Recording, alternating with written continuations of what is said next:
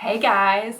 So today I wanted to speak to you about something that's been quite a prominent topic in my life and my client's life and my friend's life recently, and that is the topic of intention. So there's certain things that we can do that might look nice and kind and loving on the surface, but it's dependent on our intention as to whether it is genuinely loving to us and the other people involved or not. And I'll give you an example. So you might want to message a friend, and that's, might seem quite nice and friendly and absolutely loving. However, why do you want to message that friend? Now, if it's genuinely because you want to check in and you want to see how they're doing and you want to share something with them, or you want to find out what's going on in their life, then that is genuinely coming from a place of you want to share love and connect with someone. But there is another intention, which is an intention to avoid pain and get love. So you might be messaging them asking how they are so that they reply and fill a void in your life because you're feeling alone at the moment because you're abandoning yourself in some way. Maybe you're judging yourself, or it could be any number of things. One example could be you could be telling yourself that you need to have a lot of friends in order to be seen as a good person or a person of value or to be approved of by others. And that's why you maintain these connections, and you want to maintain all these different connections, because in your wounded self is telling you that in order to be approved of by the world or by your parents, by whoever it is, you need to have a lot of friends. So you never let a friend go, you will always contact with them and stay in contact with them. Now that could be coming from a genuine loving place, as I said before, but also it can be coming from a place of trying to get love. So in that situation, if you're messaging someone because your wounded self is telling you you need to get love, you need to have as many friends as possible in order to be approved of, then you are contacting that person, or it's possible you could be contacting that person because you want approval, which is a way of trying to get love. It's not being loving to yourself or the other person. Another example could be in a relationship, and you're in quite a toxic relationship, and you give the other person a try again, and you keep giving them time and time again, and that might look to everyone else that you're very loving and you're very compassionate and empathetic towards other people and making mistakes.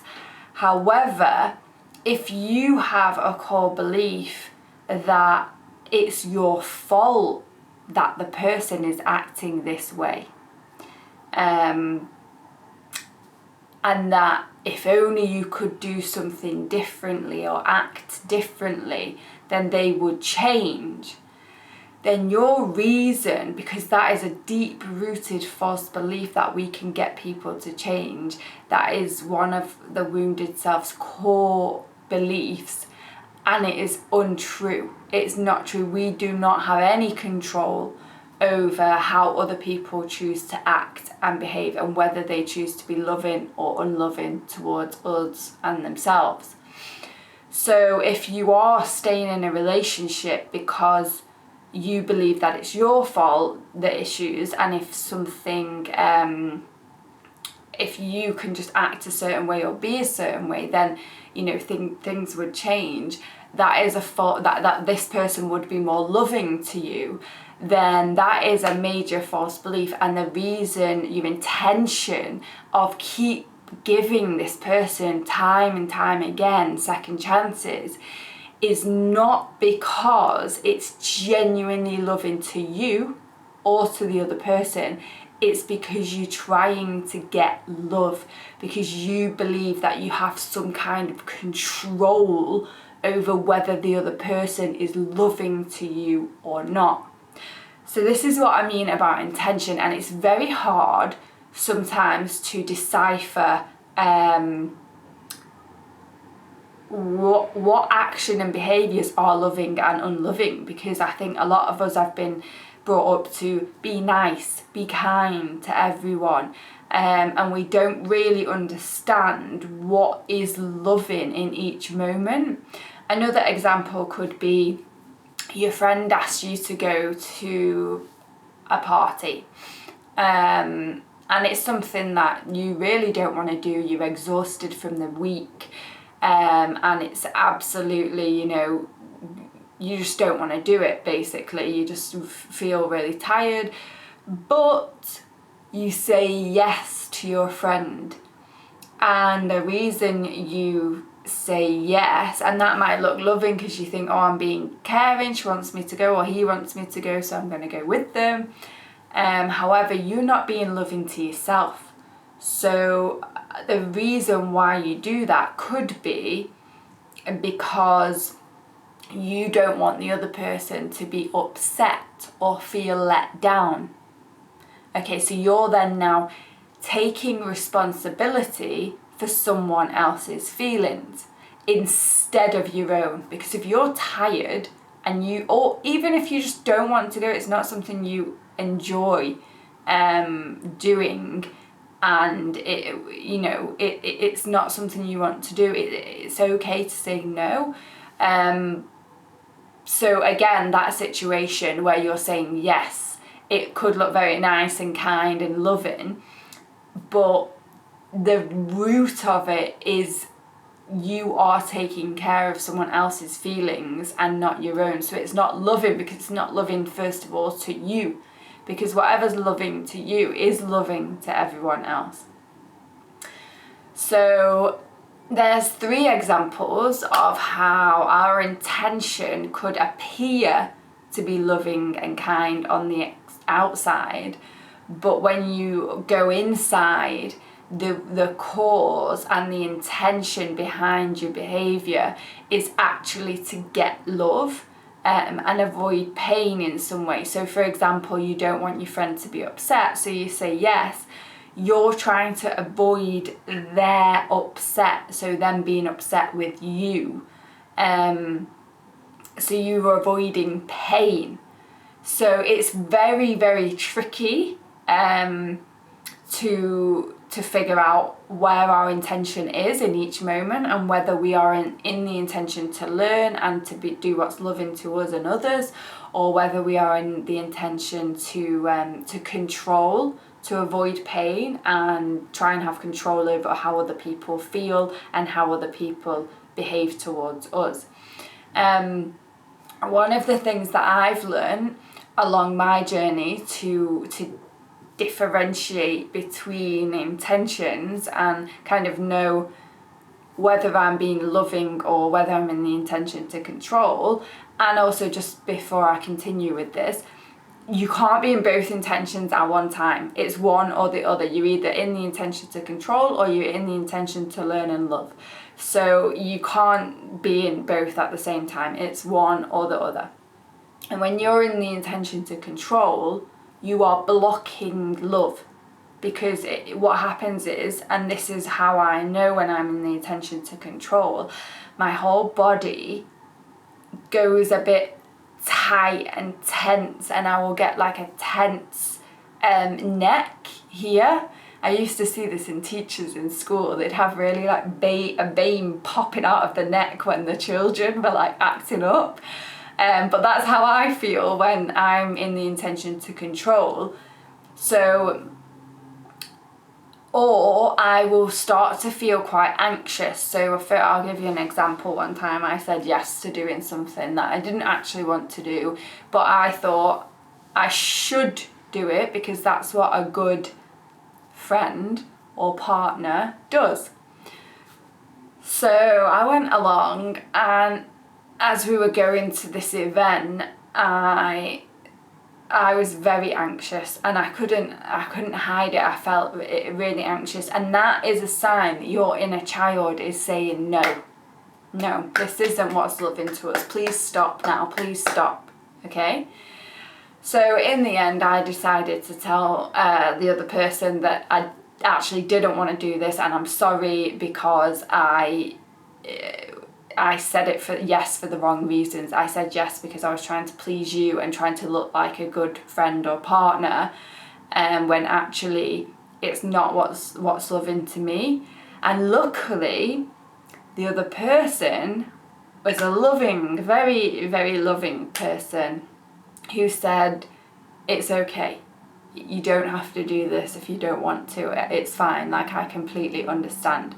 Now, sometimes the reason why we do go into the intention to control, and especially around other people's feelings and behaviour, is because we're scared of how they're going to respond. Okay, and I've seen this in so many people, so many clients, so many friends, that they actually are very scared of being loving to themselves because they're scared of the other person getting angry at them. So what I would say in that situation is, and it does take practice to do this, you just say what is loving to you. So if they're asking you to do something and you say, I really don't want to do that right now, it doesn't feel good to me, it makes me feel uncomfortable, and they say they are unloving to you, then I would say maybe that might be their wounded self acting out in that moment, and you'll need to do an inner bonding process or meditation process to to really manage that feeling of heartbreak that you're going to be feeling when someone's angry, but also be aware of if this person does this regularly when you express how you truly feel, because then that is also telling you that this person isn't a loving person. So that's being in the intention to learn and love is very helpful, not only because it will guide us down the path we actually want to go down and not off-roading down someone else's path just because we keep saying yes to what they're asking us to do, but also it tells us whether the people on our path are truly for us and loving us. Because sometimes if we have been in the intention to control often, and we're trying to please others and make others think we're a good person and make others be loving to us, when we decide to be loving to ourselves and go into the intention to learn and love ourselves, we will find out who truly loves us and who is just with us to get love from us.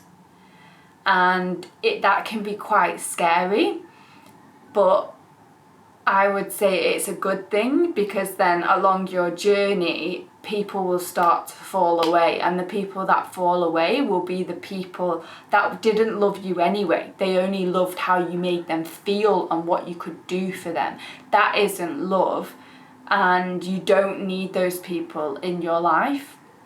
So it is hard to distinguish. However, these little tips that I've given you in this video should hopefully help. And any sign, obviously the first initial step is to always be in touch with your body.